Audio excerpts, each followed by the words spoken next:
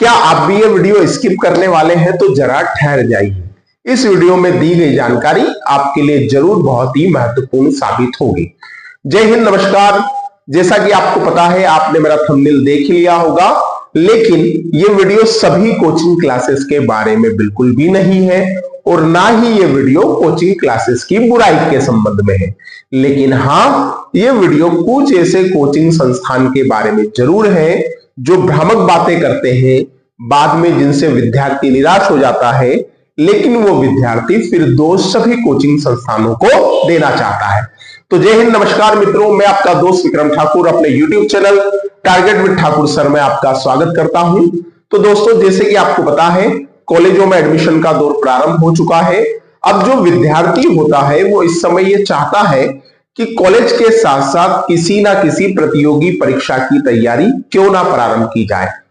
तो online platform के साथ साथ कई बार वो ऑफलाइन प्लेटफॉर्म का भी चुनाव करता है। अब कई ऑफलाइन प्लेटफॉर्म तो बड़ी ईमानदारी से पढ़ाते हैं, वहां टीचर बड़ी मशक्कत के साथ पढ़ा रहे हैं, लेकिन कुछ ऐसे प्लेटफॉर्म्स हैं जो बच्चे को भ्रमित करते हैं, बच्चे को भ्रामक जानकारी देते हैं। कैसे?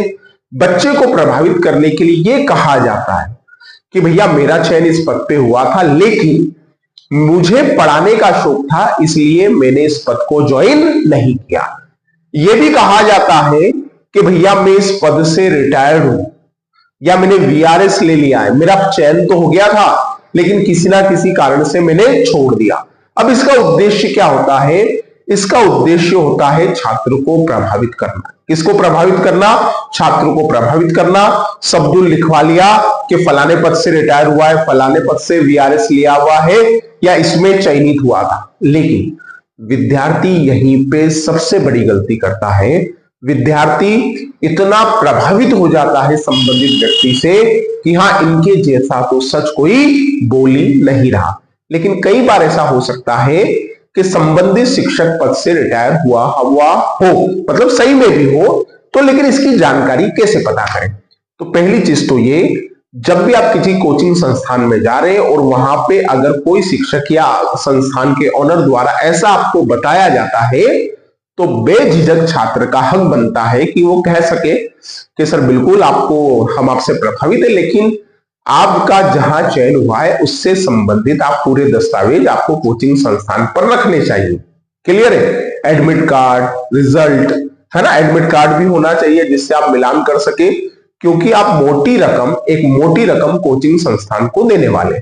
अब एक और चीज बता दूं, कई कोचिंग संस्थान में बिल्कुल ऐसे टीचर होते हैं जिनका पढ़ाने का शौक होता है और उन्होंने संबंधित परीक्षा दी हुई है और ज्वाइन नहीं किया है। फिर भी आपका हक बनता है कि कोचिंग संस्थान में अगर किसी के द्वारा यह दावा किया जा रहा है तो आप उस दावे की पड़ताल करें, आप प्रभावित ना हो। ठीक है, चयन हुआ है, अच्छी बात है, बिल्कुल काबिले तारीफ है, लेकिन इससे आपके भविष्य का कोई लेना देना नहीं।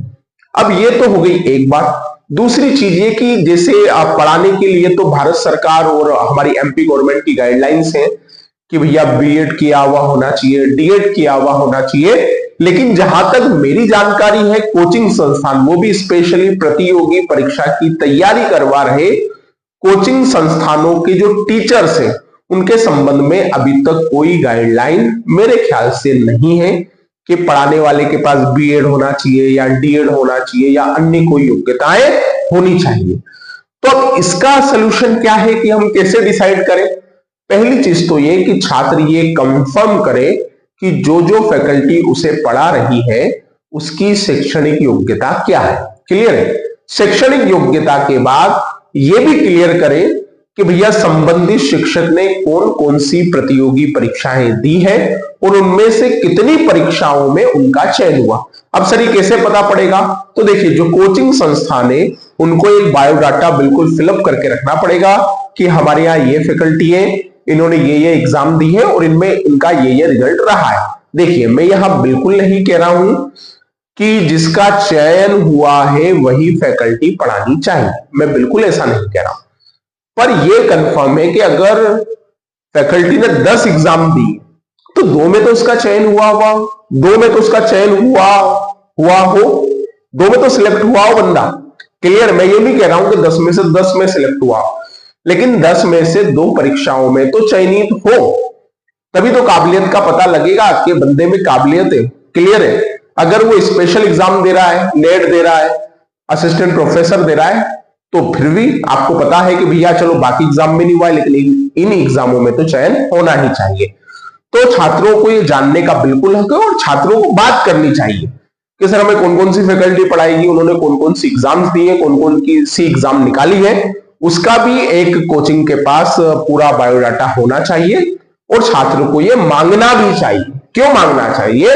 क्योंकि मेरे प्यारे मित्रों, आप अपना भविष्य दे रहे हो संस्थान के हाथ में, क्लियर है। आप अपने पिताजी की मोटी रकम दे रहे हो संस्थान के हाथ में, तो ये आपको जानने का हक है। और जितने भी अच्छे संस्थान है उनको इससे कोई एक तरह से कहा जाए, उनको ऐसा कोई बुरा नहीं लगेगा, बल्कि वो तो खुद बताएंगे देखिए हमारे पास ये शिक्षक है, आपको पढ़ा रहे, इस पद पर चयनित हुए हैं। लेकिन आपका भी हक है, आप जानकारी मांगे। अब दूसरी चीज ये, मैं एक अतिशयोक्ति की बात आपको बताता हूं। कई संस्थान ऐसे हैं जो टीचर्स एग्जाम पढ़ाते हैं, है ना। कई संस्थान ऐसे हैं जो टीचर एग्जाम पढ़ाते हैं, कई मध्य प्रदेश में संस्थान हैं। लेकिन आपको जानकर आश्चर्य होगा कि कई ऐसे संस्थानों में, अधिकांश संस्थानों में तो आपको ट्रेन टीचर मिल जाएंगे, लेकिन कई संस्थानों में, कुछ एक संस्थानों में ऐसे शिक्षक भी मिलेंगे जिनके पास कोई भी शिक्षक से संबंधित योग्यता नहीं है और वो पढ़ा रहे हैं टीचर एग्जाम्स। टीचर बनने के लिए आपके पास बीएड डीएड है, लेकिन जो बंदा आपको एमपी टेट वर्ग, एमपी टेट 2, 3 पढ़ा रहा है, क्या उसके पास ये योग्यता है? मैं क्या कहना चाह रहा हूं, इस बात पे फोकस कीजिएगा। मैं ये कहना चाह रहा हूं, आप जिससे पढ़ रहे हैं उसके बारे में पूरी जानकारी आपको होना चाहिए, चाहे मैं हूं, चाहे कोई और भी शिक्षक हो। बात ये नहीं है कि शिक्षक ने 10 एग्जाम दिए तो 10 में ही उसका चयन हुआ हो, लेकिन 1 या 2 एग्जाम में तो चयन हुआ हो, और इसके अलावा उसे कितनी परीक्षाओं का नॉलेज हो। क्योंकि देखिए, प्रतियोगी परीक्षाएं कहीं ना कहीं शिक्षक के नॉलेज पर डिपेंड करती है। शिक्षक को यह पता होना चाहिए कि जिस परीक्षा के लिए वो पढ़ा रहा है उसमें परीक्षा पैटर्न कैसा है, किस तरह के प्रश्न उसमें आ रहे हैं। तो दोस्तों, क्या आप मेरी राय से सहमत है? अगर आप मेरी राय से सहमत है तो कमेंट जरूर करिएगा। तब मिलते हैं नेक्स्ट वीडियो में, तब तक के लिए जय हिंद, जय भारत। मिलते हैं नेक्स्ट वीडियो में, तब तक स्वस्थ रहिए, खुश रहिए और ऐसे ही मुस्कुराते रहिए।